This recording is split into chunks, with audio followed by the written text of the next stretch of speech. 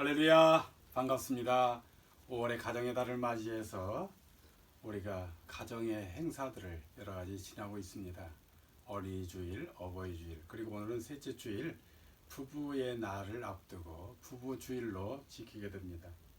사랑하는 여러분, 예전 같으면 우리 교회에서도 부부가 서로 장미꽃을 준비한다거나 편지를 써서 서로 교환한다거나 하는 행사들을 진행했습니다만, 금년에는 코로나19 때문에 함께 드리는 예배가 여의치 않기 때문에 일부만 동참하고 일부는 영상으로 예배를 드리는 시간이기 때문에 여러분이 이해하시고 각자가 서로 사랑하는 사랑을 고백하는 좋은 시간이 되었으면 좋겠습니다. 사랑하는 여러분, 우리가 살고 있는 시대는 과거와 다르게 굉장히 빠르게 지나갑니다.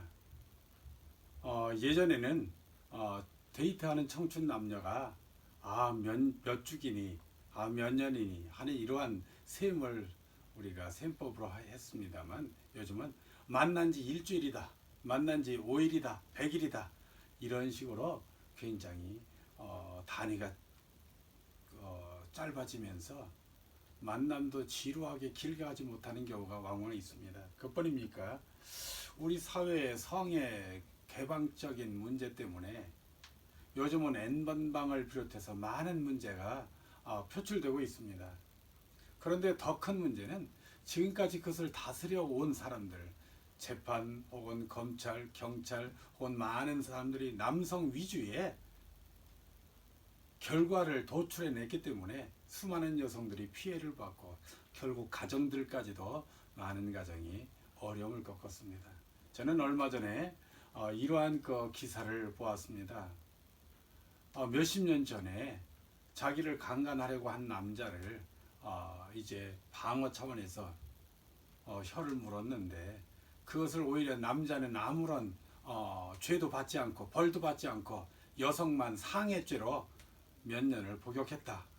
그게 지금 몇십 년 만에 이제 억울하다 해서 뉴스에 나오고 다시 여성 단체들이 그럴 수 있느냐 하고 재심을 청구하는 그런 사건을 보았습니다.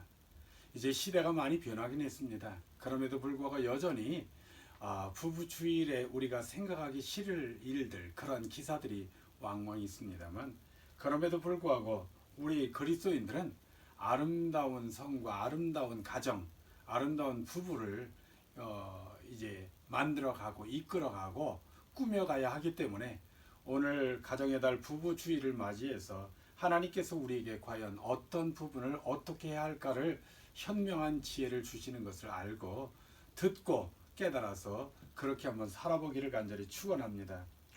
오늘날 어떤 이들은 이렇게 말합니다. 애인이 없는 사람들은 바보다, 병신이다. 여러분, 오늘날 주부들 혹은 이제 남편들, 그러한 사람들의 공공연하게 뒷자리에서 들리는 이야기들이라고 하는 겁니다.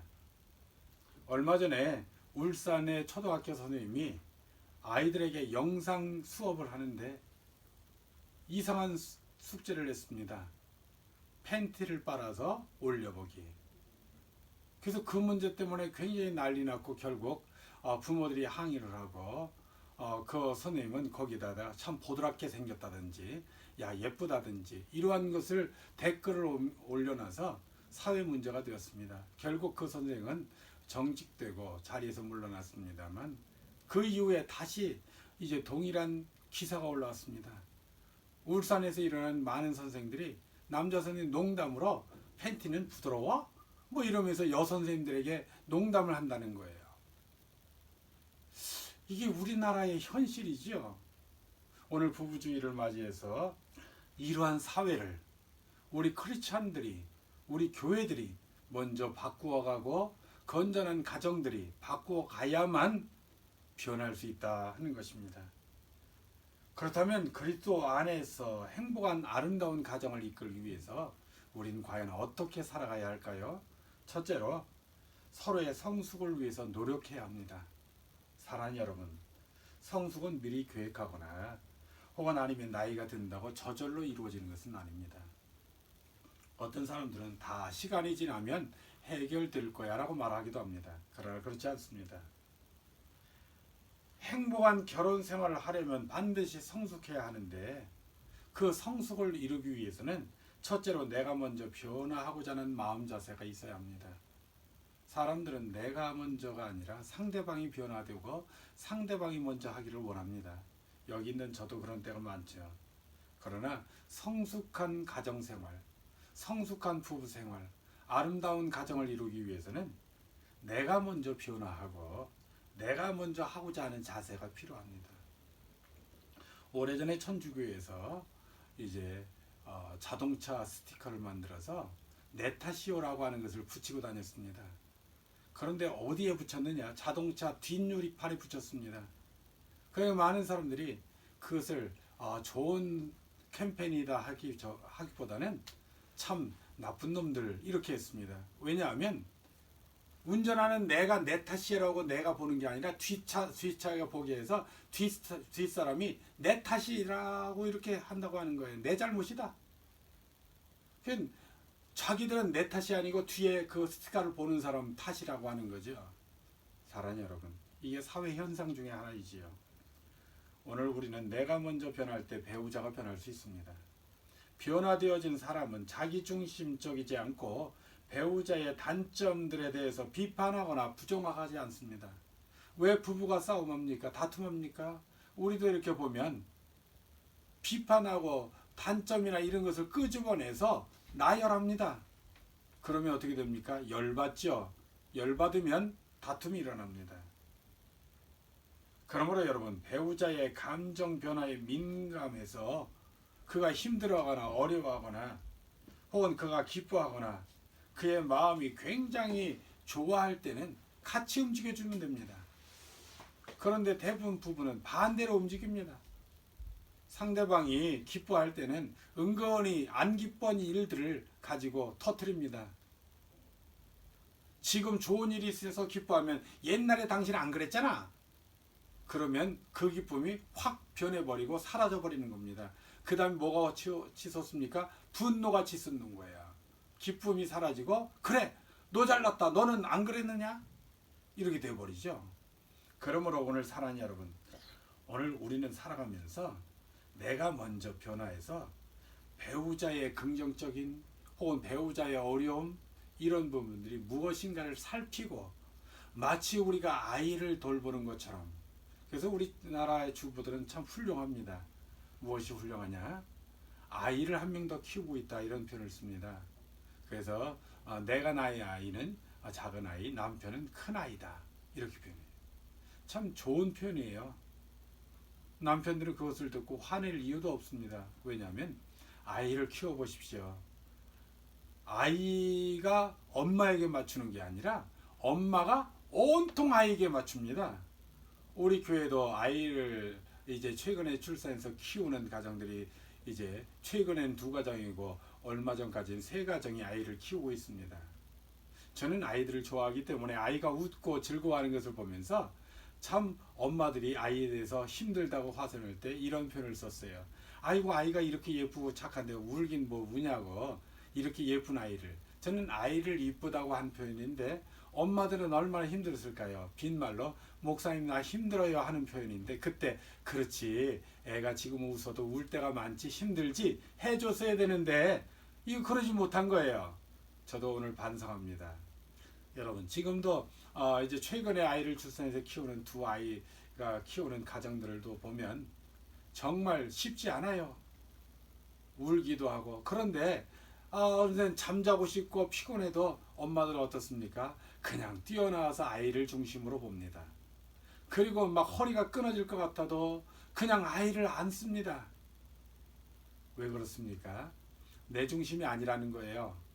누구 중심입니까? 아이 중심이라는 거예요. 아이에게 맞추는 거예요. 얼마나 훌륭한 엄마입니까? 그래서 우리나라 여성은 약해도 엄마는 강하다. 여성은 훌륭하지 못한 경우가 많아도 어머니들은 훌륭하다라는 표현을 쓰는 거예요. 왜냐하면 그 아이를 그렇게 맞추어서 키워오다 보니 훌륭한 자녀로 성장해 있다. 부부간에도 마찬가지입니다.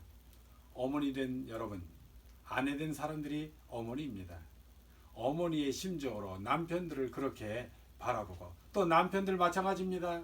남편들도 자기 아이를 그렇게 돌보듯이 서로 내가 먼저 아내에게 혹은 남편에게 맞추는, 그리고 남편과 아내의 기분에 오히려 전적으로 동조하는 그런 삶을 산다면 아름다운 가정이 되지 않을까요?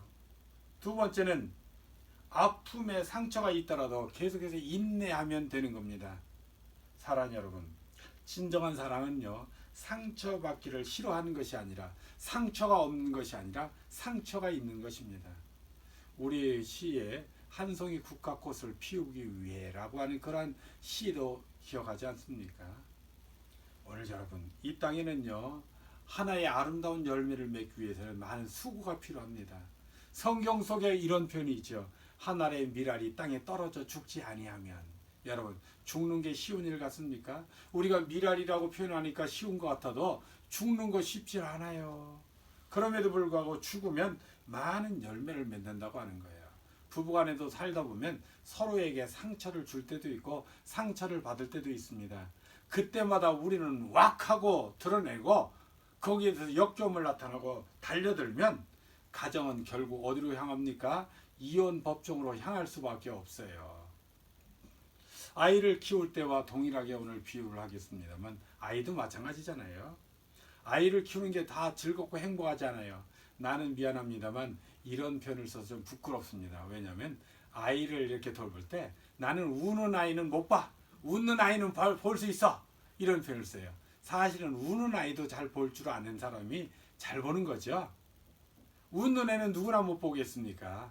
우는 아이, 그를 돌볼 수 있는 게 바로 위대한 어머니들의 모습이에요. 저는 우리 아이들도 그렇습니다만 손자도 이렇게 보면 그렇습니다. 막 웃고 그럴 때는 너무 좋아서 이렇게 보지만 울 때는 너무 힘들어져요. 그래서 나 몰라 하고 떠넘길 때가 있어요. 여러분, 근데 엄마와 할머니는 어떻습니까? 그래도 안고 힘들어도 안고 돌보고 아이를 웃게 만듭니다. 사랑 여러분, 부부간에도 마찬가지예요. 아픔 없이 성숙한 가정 만들기를 원한다면 착각입니다. 아픔 없이 아름다운 가정을 만들었다, 천만의 말씀입니다. 가끔 TV나 이런 데서 유명한 부부나 이러한 사람들이 나와서 우리는 다툼 한 번 없이 이렇게 행복하게 살았어요. 거짓말입니다. 그것은 보여주기 위한 쇼입니다. 여러분, 아픈 만큼 성숙한다는 말이 있습니다. 우리가 정말 아름다운 가정, 아름다운 부부를 만들기 위해서는 때로는 우리에게 큰 아픔도 있습니다. 때로는 고통도 있어요. 그것이 외부에서 오는 요인도 있을 수 있고, 남편이 아내에게, 아내가 남편에게 줄 때도 있습니다. 때로는 자손들, 자식들을 통해서 올 때도 있어요. 그럴 때마다 어떡합니까? 그 아픔을 인내할 줄 알아야 하는 겁니다. 저는 우리 어머니도 계시고 제 아내도 있고 우리 딸도 있고 이 어머니 된 사람들을 봅니다만 정말로 대단하다고 봐요.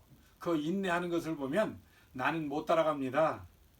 정말 나는 아이들을 보는 것도 그렇고 거기에 따라가자면 조족지혈이지요.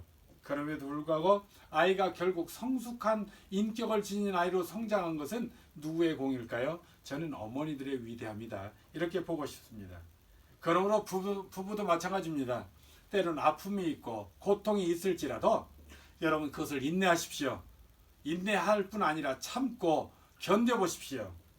창세기 2장 24절에 그 아내와 연합하여 둘이 한 몸을 이룰지니라 라고 표현합니다. 여러분, 이제는 여러분에게 다가오는 아픔이나 고통을 혼자 견디는 게 아니에요. 함께 하는 겁니다.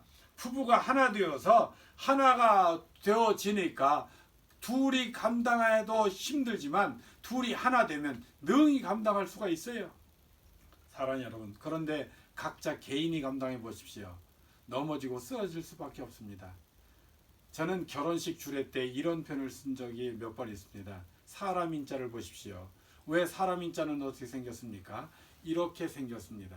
어쨌든 거꾸로인가요? 아무튼 여기서 볼 때 어쨌든 하나 사람을 놔두면 넘어지니까 하나가 받쳐주는 거예요.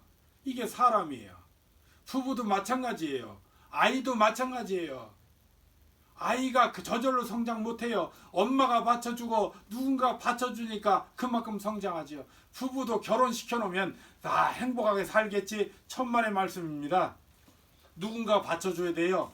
아내는 남편이, 남편은 아내를 받쳐주기도 하고 때론 부모들이 자녀를 그 결혼한 가정들을 서로 받쳐주기도 하고 때로는 힘들어하고 아파할 때 조금씩 도와주고 사랑하는 여러분 결혼 생활 속에서 나타나는 배우자의 약한 모습들을 바라볼 때에 또 배우자의 단점들을 바라볼 때에 우리는 아름다운 결혼 생활보다는 짜증난 삶이 이어질 수도 있습니다. 그러나 그것들을 우리가 인내해 보십시오. 여러분이 길게 참아 보십시오. 그렇다면 아름다운 가정이 이루어져서 꽃을 피우게 될 것입니다. 이 양옆의 꽃들을 보십시오. 이것이 저절로 피어나는 것 아닙니다. 그것이 어느 순간에 싹이 나고 싹이 난 다음에 꽃송이가 피어나고 결국 아름다운 꽃이 되어지는 겁니다. 서로에게 진정한 인내와 돕는 배필이 되어준다면 그 가정은 아름다운 가정으로 열매 맺어서 몇십 년 지난 후에 우리 잘 살아왔어 하고 이야기할 수 있는 그런 가정이 되어질 것이라 분명히 믿습니다. 우리가 크게 둘째로 부부가 함께 많은 시간을 보낼 수 있도록 노력하자고 하는 겁니다. 사랑하는 여러분, 우리 그리스도인들 가정, 세상의 모든 가정도 마찬가지겠습니다만 우린 더 그래야 합니다. 데이비드 필드는 결혼의 7가지 얼굴에서 투란도 출판사에서 출판했는데 결혼 관계라는 것은 남편과 아내가 진정한 의미를 지닌 만남을 지속하지 않고서는 결코 건강한 생활을 유지할 수 없다고 말합니다. 이러한 만남은 결국 결혼 근육을 단련시켜준다고 말합니다. 부러진 팔다리를 깁스해 놓으면 그쪽 근육은 쓰지 않기 때문에 기능이 위축되지만 이와 같이 결혼관계 근육은 부부가 함께하는 생활의 훈련이라고 하는 겁니다. 자꾸만 쓰지 않으면 그 근육이 퇴화합니다. 예전에 어떤 사람이 눈이 좋으니까 이거 지금 다 써서 달아버리면 노년에 못 쓸까봐 한쪽 눈을 가리고 이 한 눈이 그때 달아 못 보게 되면 이 눈을 보리라 하고 가렸다고 하는 겁니다. 그런데 그렇게 하고서 살다 한 눈이 잘 안 보이니 이 눈을 안대를 띄고 보려고 하니까 두 눈 다 안 보였다고 하는 거죠. 여러분 마찬가지예요. 저는 가끔가다 사람을 떠나서 자동차도 우리 아이들에게 말합니다.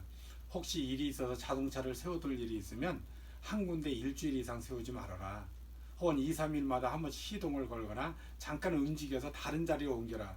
그렇게 말합니다. 왜냐하면 혹시 누가 봐도 일주일 이상 계속 세워져 있으면 저 주인이 없거나 사람이 관심이 없구나 해서 자동차에 해를 끼치거나 요즘은 도난을 방지하지만 도난이 가능성이 있어요. 그래서 그런 표현을 종종 씁니다. 기계도 그리고 일주일 이상이 하지 않으면 배터리가 단다거나 잘 안 움직이게 돼요. 아무리 새 차도 계속 한두 달 방치해 놓으면요 그 차 움직이기 어렵습니다. 사람도 마찬가지예요. 부부가 선남선녀가 사랑해서 결혼해서 사랑한다 할지라도 어느 한 근육을 쓰지 않으면 바로 여기에 결혼의 7가지 얼굴처럼 그것은 자꾸만 피해버리면 더욱더 악화됩니다.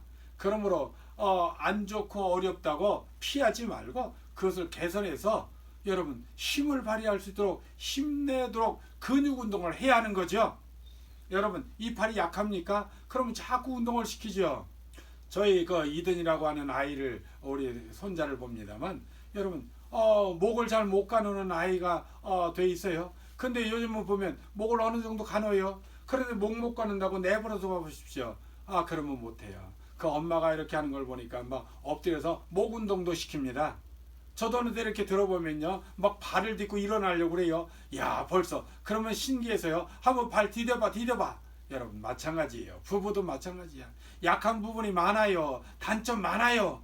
그런데 그 부분을 지적하고 나무라면 그거 자꾸만 숨기고 죽어요. 근육을 안 쓰게 돼요. 그래 네 앞에서는 안 한다. 그래 안 하지 뭐. 그러면요 나중에는요 어떻게 됩니까? 오늘날 부부간에는 그런 일이 드물겠습니다만 자폐아처럼 갇혀버리죠. 그래서 부부간에도 나중에 그래 말 안 하고 살지 뭐 그만두지 뭐 너하고 나하고는 그냥 친구처럼 살든지 뭐 살다가 뭐 죽지 못해 애들 때문에 그냥 살지 뭐 라고 돼버리는 거예요. 그런데 여러분 아픈 근육이 있습니까? 부족한 데 있습니까? 그것을요 자꾸만 지적해서 쓰지 못하게 하지 말고 여러분 격려하십시오. 그 아이에게 하듯이 칭찬하십시오. 그래 좀 더 걸어봐. 여러분 아이가 대변을 봐 보십시오. 여러분 그런다고 막 나무 두들겨 팹니까? 아니잖아요. 참 잘했다. 여러분 얼마나 훌륭한 일입니까? 그래서 어머니는 위대하다고 하는데 부부는 그래야 합니다. 여러분 남편이 약한 부분이 있습니까? 아내가 약한 부분이 있습니까? 부족한 부분이 있습니까? 여러분 서로 격려합시다. 저도 잘 못하지만 해보려고 애를 쓰려고 합니다. 여러분 자꾸만 해보십시오. 그래서 부부가 자꾸 약한 근육을 쓰도록 만들어줘야 합니다. 한쪽 오른쪽 다리가 약합니까? 자꾸 여러분 보강해 주십시오. 정 안 되면 여러분 옆에서 받쳐주십시오. 그러면 언젠가는 쓰게 됩니다. 사랑하는 여러분, 결혼 생활에 있어서 갈등을 줄이는 방법은 주위에서 몇 마디 조언을 듣는다고 해결되는 것 아닙니다. 쉼없이 끊임없이 부부가 서로 자기 훈련을 하면서 서로 도울 때 비로소 부부는 아름다운 가정으로 완성이 될 수 있습니다. 세 번째 끝으로 여러분, 우리가 어떻게 행복한 가정생활을 이끌 수 있는가 하는 부분은요, 서로 돕는 배필이 되는 것은 후배나 주위의 다른 가정을 위해서 여러분 패밀리 멘토가 되어주고 혹은 패밀리 멘토를 여러분이 얻는 것입니다. 패밀리 멘토라고 하는 것은 인도자, 스승 혹은 가르치는 자 혹은 도움을 주는 사람이에요. 우리가 성경에 보혜사, 성령이라고 하는 단어 알지 않습니까? 보혜사는 마치 변호사처럼 변리자처럼 도와주는 거예요. 조력자지요. 사실 우리 결혼 생활이나 삶을 살아가는 데 있어서 우리를 도와줄 수 있는 좋은 멘토들, 스승을 삼는 것이 꽤 필요합니다. 그래서 여러분 한국 교회 여성들이 신앙생활을 잘하는 이유 중에 하나가 바로 세상에서 그동안 멘토가 없었던 것입니다. 여성들은 억압돼 있고 남자들은 사회생활을 하면서 신문도 보고 사회 경제를 알지만 집에 들어오면요 아내를 구박한다고 하죠. 아니 뉴스도 안 봐? 그것도 몰라? 그것도 몰라? 아니 대학을 똑똑하다고 대학 나왔다는데 그것도 몰라? 그 부부 중에서도 아내는 자꾸만 도태했습니다. 또 예전에는 아예 부부를 여성은 아예 그렇게 인격 취급도 안 했다가 많으니까. 그런데 이때 물꼬를 튼 게 어딥니까? 교회예요. 교회 가면 첫째로 뭐합니까? 이름을 불러줘요. 여러분 이름 불러준다는 게 얼마나 큰 건지 아십니까? 여러분 이 세상에 이름 안 부르는 게 여러분 죄수들, 군인들입니다. 물론 다른 집단도 있습니다만 무엇부터 부릅니까? 번호입니다. 훈련병 들어가면 이름을 빼앗고 이름 번호를 훈련 몇 번, 죄수들도 마찬가지라고 합니다. 그것은 인격을 인정하지 않는 거예요. 넌 여기 훈련병으로 왔다. 예전에 제가 대학원에 박사과정을 할 때 거기에 이제 총장 목사님이 우리들이 그 목사가 대부분인데 목사라고 부르질 않아요. 그래서 그냥 이름 부르거나 번호 불러요. 그러면서 하는 말이 당신들이 여기 목사 왔냐? 공부하러 온 거다. 맞아요. 목사로 여기 대우받기 위해서 온 것이 아니라 그러니까 공부하기 위해서 박사과정을 하기 위해서 온 것이다 라고 하는 거예요.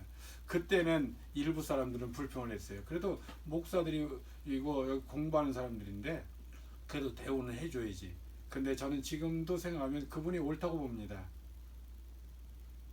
여러분 공부하기 위해서 온 학생일 뿐이에요. 그 당시는. 여러분 그런데 이름 불러준다. 그것은 인격을 인정해주고 그 사람의 실체를 인정해주는 거예요. 사랑하는 여러분. 그러니까 여성들이 그런 인정을 받지 못하다 교회에 오니까 우리 보면 김미선 사모님, 김미선 얼마나 많이 불려줍니까? 여러분 자기를 존재를 인정받는 거예요. 그 다음에 어떻습니까? 교회의 여러 사람이 좋은 멘토를 해줍니다. 첫째는 위대하신 하나님이 나의 멘토가 되십니다. 또 기도하다 보면 성령께서 내 마음의 멘토가 되십니다. 또 때로는 목사님이나 혹은 장로님이나 권사님이나 나보다 먼저 예수 믿고 혹은 나보다 먼저 가정생활을 꾸렸던 분들이 좋은 멘토가 되어줍니다. 그래서 많은 여성들이 한국의 교회 부흥을 일으켜온 것입니다.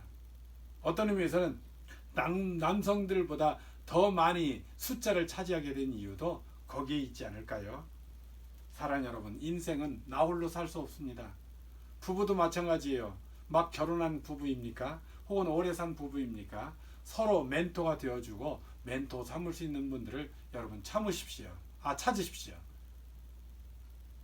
결혼 전에 있는 이들에게 이제 좋은 멘토가 되어줄 수 있는 사람이라면 더 좋습니다. 또 이제 막 결혼한 사람에게 좋은 멘토가 되어줄 수 있다면 더 좋은 일이 될 수 있겠죠. 여러분 연세 들어서 이제 결혼 생활을 오래 한 분들이 이 자리에 있습니까? 여러분이 젊은 부부에게 좋은 멘토가 되어줄 수 있도록 주변의 젊은이들을 따뜻한 사랑의 눈으로 찾으십시오. 그리고 젊은 부부 여러분은 그저 연세 드신 분들이 저절로 오랫동안 가정생활을 유지해 온 것이 아닙니다. 그 가정에 어떻게 지금까지 지내왔는지를 겸손히 그 마음을 가지고 묻고 여쭙고 배울 수 있는 여러분이 되어지기를 바랍니다. 교회에서 때론 담임 목사님에게 여러분 여쭤보시고 사모님에게 여쭤보고 혹은 아니면 그저 장로님, 권사님 혹은 아니면 전사님 혹은 부목사님 여러분 가정들에 좀 도움이 될 수 있는 분들이라면 멘토 삼아서 여러분이 조언을 들으십시오. 성경 속에서는 재미있는 멘토가 있습니다. 그 멘토가 뭡니까? 어머니 아버지였어요. 아담과 하와로부터 계속 내려오면요. 그 아버지 아래로 아들로 이 족보도 나올 뿐 아니라 그렇게 축복합니다.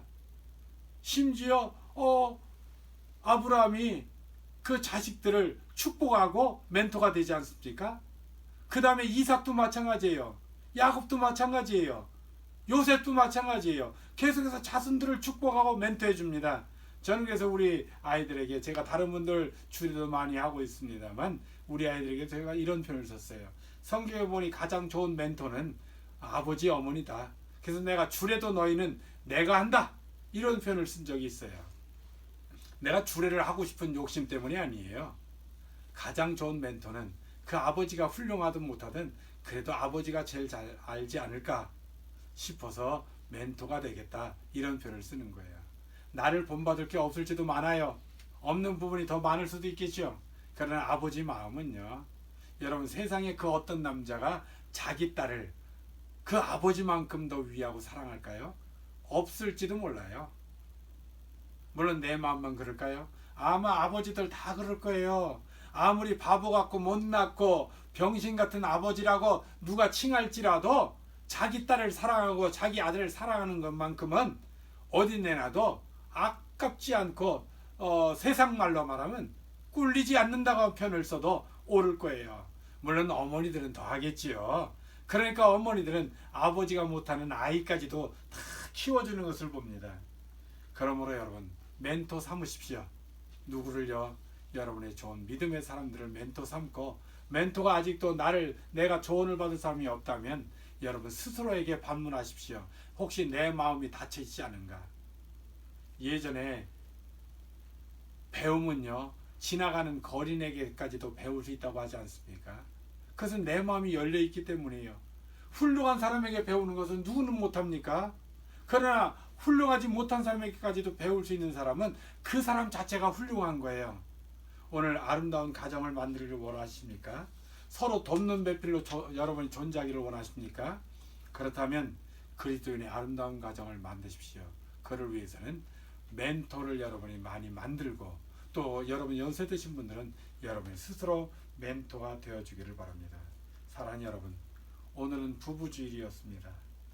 부부주일에 우리에게 말씀하시는 것은 우리가 아름다운 가정을 만들고 살자고 하는 것입니다. 사랑하는 여러분, 교회에 나오는 것은 홀로 나오는 것도 가능하지만 가능하면 가족과 함께 나오십시오. 왜냐하면 가족 모두가 행복해야 하기 때문입니다. 어떤 사람은 이렇게 말합니다. 교회를 성장시키고 사람을 채우려고 하는 욕심이 아니냐? 그렇지 않습니다.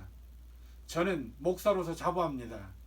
아무리 교회와 목사가 부족해도요, 세상의 다른 사람보다는 교회가 훨씬 더 멘토로서 훌륭하고 부부의 삶에 있어서 더 좋은 조언을 할 수 있고 아름다운 과정을 만들 수 있도록 협력할 수 있는 것이 교회입니다. 그러므로 교회 나오도록 힘쓰십시오. 아이들이 훌륭히 자란 아이들도 보십시오. 지금 훌륭한 사회에서 활동하는 이들을 보면 어릴 때 주일학교부터 자란 아이들이 대부분입니다. 왜 그렇습니까?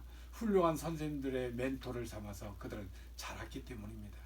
세상 선생님들도 훌륭하지만 교회 안에서 아이들을 가르치는 선생님들, 전사님들, 부목사님들, 담임 목사님들 얼마나 위대하십니까? 그것은 돈 받고 하는 것도 아니에요. 돈을 받으려고 하는 것도 아닙니다.